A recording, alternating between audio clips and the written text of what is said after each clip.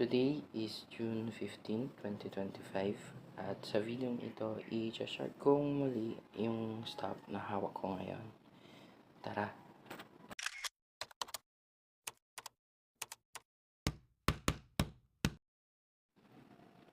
Okay, I'll make it short and simple lang. So currently, I'm holding green and let's analyze this one again.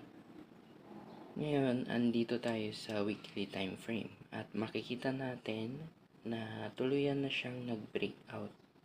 Binasag niya na yung blue na moving average which is MA35 and this could be a potential sign of reversal.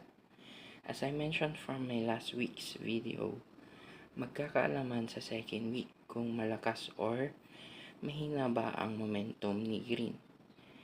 And it shows na mahina yung momentum nito. So, I'm not expecting na magkakaroon ng big movement dito sa green until end ng June. Yung guess ko is baka mag-consolidate muna siya dito or pwedeng umangat ng konti saka babalik para i-retest yung mga 35 or blue moving average. Ngayon, punta naman tayo sa daily time frame. At pag-usapan naman natin yung volume ng second week ng June. So, nung Monday, malaki yung volume. Pero yung mga sumunod na araw, nag-dry talaga yung volume. So, hindi na rin ako mag-expect na magkaka-momentum pa tong green until end ng June.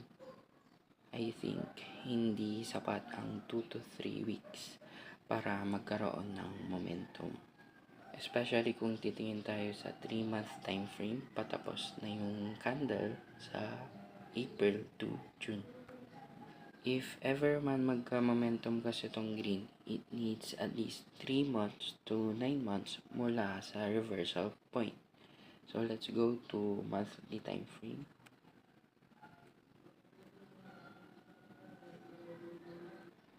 So ito yung reversal point kung saan may makikita tayong hammer at doji candle. Pero kung momentum kasi yung pag-usapan natin, hindi siya enough para magka-momentum hanggang matapos yung June. Probably baka matulog muna to at magpatuloy yung rally siguro by August or September. So for now, baka mag-consolidate muna to. So, yun lang muna ang review ko guys. See you on my next video. Bye!